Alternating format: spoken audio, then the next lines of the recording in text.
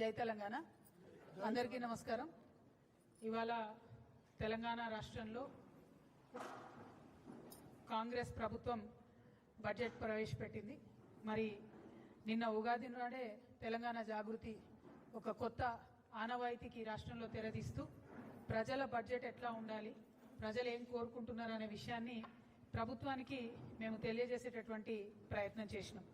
ఎట్లయితే జాగృతి ఎస్టిమేట్ చేసిందో మా దగ్గర ఉండేటటువంటి నిపుణుల బృందంతో దాదాపుగా మేము 3.23 crores పెడతారంటే వీళ్ళు 3.24 lakh crores పెట్టినారు.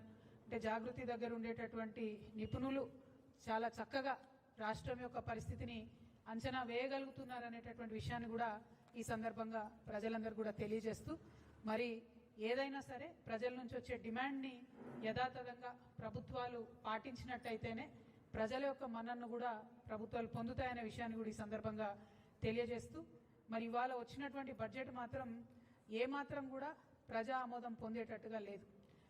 3,24,234 కోట్లతోని బడ్జెట్ పెడితే ఈ రాష్ట్రంలో 56% మంది బీసీలు ఉంటే ఈ ప్రభుత్వం బీసీలకు ఇచ్చినటువంటి నిధులు 4% మాత్రమే. 56% బీసీలు ఉంటే 4% నిధులు కూడా కేటాయించలేదు. మేనిఫెస్టోలో ఎన్నికలలో వీళ్ళు ఫేకింది రాహుల్ గాంధీ గారు, సోనియా గాంధీ గారు, మొత్తం కాంగ్రెస్ ప్రభుత్వం ఫేకింది ఏంది కాంగ్రెస్ పార్టీ అంతా అన్నాడు. 20,000 కోట్లు పెడతాం ప్రతినిత్యం అని చెప్పారు. కానీ ఇవాళ ఏం చేసిండ్రు, 12,511 కోట్లు మాత్రమే బీసీల కోసం బడ్జెట్ పెట్టిండ్రు. అంటే ఇది ఒక పెద్ద ఫేక్. సెకండ్ ఏంటిది, ఎంబీసీకి ప్రత్యేకంగా ఒక మినిస్ట్రీ ఇస్తామని చెప్పిండ్రు. ఎంబీసీలో ఉండే చిన్న చిన్న కమ్యూనిటీస్ అన్నిటికీ కూడా కార్పొరేషన్లు ఏర్పాటు చేస్తామని చెప్పారు. వాళ్ళకి షాపింగ్ కాంప్లెక్స్లు కట్టిస్తామని చెప్పారు. ఎక్కడా కూడా ఆ దిశగా ఒక ముందడుగు వేయడం కానీ, మరి వృత్తి పనులన్నీ కూడా గ్లోబలైజేషన్లో పోతున్నాయి కాబట్టి వాటిని ఆదుకోవాలనే ఆలోచన కానీ ఎక్కడా కూడా లేదు. కేవలం తెలంగాణ జాగృతి మాత్రమే ఎంబీసీల గురించి బీసీల గురించి ఆలోచిస్తుంది. కాబట్టి మేము చెప్పినాం, ఒకనాడు వస్తుంది మా ప్రభుత్వం, వచ్చినప్పుడు పుస్తెలు మట్టెలు చేసేటటువంటి జీవో మీద మొదటి సంతకం పెడతామని కూడా చెప్పినాం. ఎందుకు చెప్తున్నాం అంటే మా కమిట్మెంట్ అది. ఈ రాష్ట్రంలో ఉన్న ఎంబీసీలు ఆగమైపోతున్నారు కాబట్టి వాళ్ళ పట్ల ఈ ప్రభుత్వం శ్రద్ధ లేని వ్యవహారం చేస్తుందనే విషయాన్ని మళ్ళొకసారి తెలియజేస్తున్నాం. అట్లనే గిరిజన మంత్రి కూడా లేరు. ఇది మొదటి మంత్రివర్గం, మైనార్టీలు లేకుండా ఎస్టీలు లేకుండా మంత్రివర్గం ఉండడం ఇది మొదటిసారి. మేము 2.5 years నుంచి ఫైట్ చేస్తూ వచ్చినాం. మైనార్టీకి మినిస్ట్రీ ఇవ్వాలి అంటే అజరుద్దీన్ గారికి సడన్ గా తీసుకొచ్చి ఇచ్చినారు. ఎస్టీకి మినిస్ట్రీ ఇవ్వలేదని కూడా మేము డిమాండ్ చేస్తున్నాం. ఖచ్చితంగా ఎస్టీకి మినిస్ట్రీ ఉండాలి. లంబాడాలు లేనటువంటి మినిస్ట్రీ ఇంతవరకు లేదు. అది పక్కన పెడితే ఇక 22 లక్షల ఇండ్లు 22.5 లక్షల ఇండ్లు ఇస్తామని చెప్పి కేవలం 5,500 కోట్లు పెట్టడం అంటే ఇది ఖచ్చితంగా మోసమే. గత బడ్జెట్లో ఇందిరమ్మ ఇండ్లకు 12,000 కోట్లు పెట్టిండ్రు. ఇప్పుడు అమాంతం 7,000 కోట్లు తగ్గించి 5,500 కోట్లు పెట్టిండ్రంటే పేద ప్రజలకు ఇండ్లు ఇచ్చేటటువంటి ఆలోచన కాంగ్రెస్ ప్రభుత్వానికి లేదనే విషయం స్పష్టమవుతున్నది. ఇది ఇంకొకటి రాహుల్ గారి ఫేకుడు అని చెప్పి తెలంగాణ ప్రజలందరూ కూడా తెలియజేస్తా ఉన్నాం. At the same time minority budget అయితే సేమ్ అసలు ఏమీ మార్పు లేదు, ఏమీ లేదు. అసలు మైనారిటీలను పట్టించుకున్న దాఖలా కూడా లేదు. అదేవిధంగా నేను ఫేక్ బడ్జెట్ అని ఎందుకంటున్నా అంటే, మామూలుగా ఎగ్జామ్ రాసేటప్పుడు పిల్లలు ఒకసారి చదివి మళ్ళీ చదువుతారు, అంటే రివిజన్ చేసుకుంటుంటారు, బట్టి పడుతుంటారు, చదివిందే చదువుతుంటారు. వీళ్ళు కూడా ఏం చేశారంటే పోయిన సంవత్సరం బడ్జెటే మళ్ళీ ఈ సంవత్సరం కూడా పెట్టారు. ఎందుకు మార్చాలి, టైం వేస్ట్ పేపర్ వేస్ట్ అనుకున్నట్టున్నారు. ఒక 4-5 ప్రధానమైన అంశాలు, చేయూత పెన్షన్లు పోయినసారి ఎంత ఇచ్చారు ఇప్పుడు అంతనే, రైతు భరోసా పోయినసారి 18,000 కోట్లు ఈసారి 18,000 కోట్లు, రైతు కూలీలకు ఇందిరమ్మ పథకానికి పోయినసారి 600 కోట్లు ఈసారి 600 కోట్లు, గృహజ్యోతికి పోయినసారి 2,000 కోట్లు ఈసారి అంతే, గ్యాస్ సబ్సిడీకి అంటే ఒక అక్షరం కూడా పొల్లుపోకుండా, అది గ్యాస్ సబ్సిడీ కావచ్చు, రాజీవ్ ఆరోగ్యశ్రీ కావచ్చు, మహాలక్ష్మి కావచ్చు, same to same copy paste అన్నట్టు, అసలు మార్పు కూడా లేదు. అందుకే నేను చెప్తున్నా ఇది ఫేక్ బడ్జెట్ ఒకటి. 2 విజన్ బడ్జెట్ కాదు, ఇది విజన్ ఉన్న బడ్జెట్ కాదు, ఇది రివిజన్ బడ్జెట్. కేవలం రివిజన్ చేసుకుంటారు కదా బట్టి కొట్టినట్టు, అంత దారుణంగా ఉంది ఈ బడ్జెట్. అదేవిధంగా మరి ముఖ్యమంత్రి గారు మొన్న 2.5 గంటలు మాట్లాడిండ్రు అసెంబ్లీలో. మాట్లాడుకుంటే ఏం చెప్పిండ్రు, పోయిన ప్రభుత్వం చేసినటువంటి అప్పులన్నింటినీ మేము చాలా కష్టపడి తగ్గించినాము, రేట్లు తగ్గించినాము, కేంద్ర ప్రభుత్వం మాకు 20,000 కోట్లను డెట్ రీస్ట్రక్చర్ చేసుకోవడానికి అవకాశం ఇచ్చిందని చెప్పి 2.5 hours ఆయన ఏకపాత్రాభినయం చేసి చెప్పారు. మరి చెప్తే ఇక్కడ ఒక సూటి ప్రశ్న కాంగ్రెస్ ప్రభుత్వానికి, పోయినసారి బడ్జెట్లో వాళ్ళు ఏం ఎస్టిమేషన్ వేసారంటే కేంద్ర ప్రభుత్వం నుంచి వచ్చేటటువంటి గ్రాంట్స్ 22,782 కోట్లు ఉంటాయని చెప్పారు. కానీ వాస్తవానికి రియలైజ్ అయింది ఎంత? అందులో సగం 11,161 కోట్లు మాత్రమే రియలైజ్ అయినాయి. అంటే 100 సార్లు ఢిల్లీకి పోయి వచ్చి 20,000 కోట్లు డెట్ రీస్ట్రక్చర్ చేసుకొని ఏదేదో సాధించమని చెప్తున్నటువంటి మీరు, ప్రధానమంత్రి మోడీ గారిని బడేబాయి అని చెప్పి సంబోధించేటటువంటి మీరు, మన రాష్ట్రానికి హక్కుభుక్తంగా రావాల్సినటువంటి 22,000 కోట్ల రూపాయలను ఎందుకు రాబట్టుకోలేకపోయినరు? Only 50% you are able to get. దీనికి మీరు ఇన్నిసార్లు ఢిల్లీకి వెళ్ళడం ఎందుకు? అది కాకుండా ఇంకొక మోసం మీరు చేస్తున్నది, ఇంకొక ఫేక్ ఏంటంటే ఈ సంవత్సరం మళ్ళీ 24,000 కోట్ల రూపాయలు వస్తాయని చెప్పి బడ్జెట్లో పెట్టారు. అంటే పోయిన సంవత్సరం 22,000 కోట్లు వస్తాయంటే అలా సగం కూడా రాలేదు.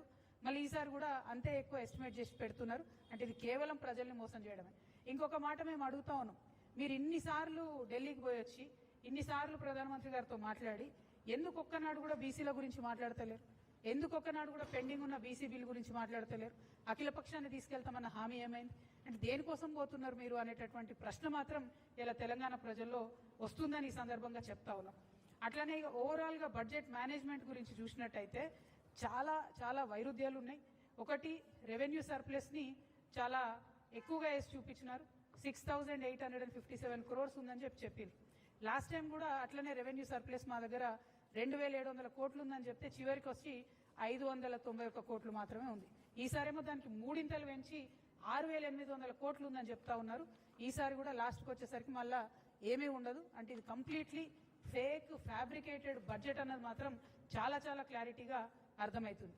ఇక ఇవన్నీ ఒక ఎత్తు అయితే, ముఖ్యమంత్రి గారు ఎఫ్ఆర్బిఎం పరిధిలో తీసుకున్న అప్పులు 5,62,363 కోట్లు.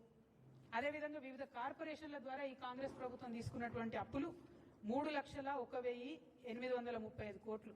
అంటే మొత్తం కలిపి 8,64,198 కోట్లకు ఈ రాష్ట్రం యొక్క అప్పు చేరుకున్నది. ప్రజలందరూ దయచేసి గమనించి వినాలి. 8,64,198 కోట్లకు చేరుకున్నది. అంటే ఒక్కొక్క వ్యక్తి మీద ఈ రాష్ట్రంలో 2,16,000 రూపాయల అప్పు ఉన్నది. ఒక్క మనిషి మీద నెత్తికి 2,16,000 అప్పు ఉంది. ఒక ఇంట్లో 4 ఉంటారు అనుకుంటే ప్రతి కుటుంబం మీద 9 లక్షల రూపాయల అప్పు ఈ కాంగ్రెస్ ప్రభుత్వం మన నెత్తి మీద పెట్టిందనే విషయాన్ని మేము చాలా చింతిస్తూ చెప్తున్నాం. మరి అప్పు తీసుకొచ్చిండ్రు, కనీసం ఏమైనా ఉద్యోగులకు పెన్షన్లు ఇచ్చిండ్రా? పోనీ కనీసం తులం బంగారం ఇచ్చే పథకాలు ఏమైనా ₹1 ఇచ్చిండ్రా? పోనీ 6 గ్యారెంటీల మీద ఏమైనా పెట్టిండ్రా? పోనీ స్కూటీలు, ముఖ్యమంత్రి గారు నిన్నగాక మొన్ననే చెప్పారు స్కూటీలు ఇస్తామని చెప్పి, కానీ బడ్జెట్లో మాత్రం కనీసం స్కూటీలు ఊసలేదు. అంటే ఈ ముఖ్యమంత్రి చెప్పేది ఉప ముఖ్యమంత్రి గారు బడ్జెట్లో పెడతలేరు అని అర్థం. మరి వాళ్ళిద్దరికీ శృతి లేదు, మతి లేని వ్యవహారమా? లేదా రాష్ట్రాన్ని ఎట్లా పరిపాలించాలో అర్థం కాని వ్యవహారమా? లేదా రాహుల్ గాంధీ గారు ఆడ కాన్స్టిట్యూషన్ పట్టుకొని ఫేకినట్టు ఇక్కడ బట్టి గారు అసెంబ్లీలో బడ్జెట్లో ఫేకిన అన్న విషయం మాత్రం తెలంగాణ ప్రజలు ఆలోచించేటటువంటి సందర్భం. మీ అందరికీ తెలిసిన విషయమే. మరి ఉద్యోగాలకు సంబంధించి మేము డిమాండ్ చేస్తూ వచ్చినాం. ఖచ్చితంగా మీరు ఉద్యోగులకు సంబంధించి 2 లక్షల ఉద్యోగాలు ఇస్తామని చెప్పిండ్రు. వాటికి సంబంధించి డబ్బులు రిలీజ్ చేయండి, వాటికి సంబంధించి బడ్జెట్ పెట్టండి అని చెప్పినాం. కానీ రాష్ట్ర ప్రభుత్వం కనీసం దాని మీద శ్రద్ధ పెడతలేదు. సో ఈ రోజు ఒక సర్వే వచ్చిందండి. ఈ సర్వే పేరు స్టేట్ ఆఫ్ వర్కింగ్ ఇండియా. అంటే పని చేస్తున్నటువంటి వాళ్ళు, ఎంప్లాయిడ్ ఉన్నటువంటి వాళ్ళ పరిస్థితి కోసం దేశవ్యాప్తంగా అజీం ప్రేమ్జీ యూనివర్సిటీ చేసిన సర్వే. దీంట్లో ఏమొచ్చిందంటే ఎంత దారుణం అంటే, ప్రతి 4 డిగ్రీ చేసినటువంటి తెలంగాణ బిడ్డలలో, మగపిల్లలలో 4 డిగ్రీలు చేస్తే ఒక్కరికి మాత్రమే ఉద్యోగం ఇవ్వగలుగుతున్నాం. ఆడపిల్లలలో డిగ్రీ చేసిన 2 ఆడపిల్లల్లో ఒక్కరికి మాత్రమే ఉద్యోగం ఇవ్వగలుగుతున్నాం. అంటే విమెన్లో అన్ఎంప్లాయ్మెంట్ శాతం 50% ఉంది, మగపిల్లల్లో అన్ఎంప్లాయ్మెంట్ శాతం 28% ఉంది రాష్ట్రంలో. ఇది కంపారిటివ్లీ వేరే రాష్ట్రాలకు, కాంగ్రెస్ ప్రభుత్వాలు ఉన్న కర్ణాటకలో చూసుకున్నా కూడా మహిళల అన్ఎంప్లాయ్మెంట్ ఓన్లీ 20% ఉంది, మగవాళ్ళ అన్ఎంప్లాయ్మెంట్ ఓన్లీ 22% ఉంది. అంటే ఇంత పెరుగుతున్నాము, తెలంగాణ రైజింగ్ అంటే నేను ఎల్లనో అనుకున్నా, కానీ అన్ఎంప్లాయ్మెంట్లో మాత్రం సూపర్ రైజింగ్ ఉన్నది. దీనికి మాత్రం కాంగ్రెస్ ప్రభుత్వానికి, రాహుల్ గాంధీ గారికి కంగ్రాచులేషన్స్ చెప్తా ఉన్నా. ఎందుకంటే మీరు వచ్చి అశోక్ నగర్లో ఫేకిండ్రు రాహుల్ గాంధీ గారు. మిమ్మల్ని ఇయాలటి నుంచి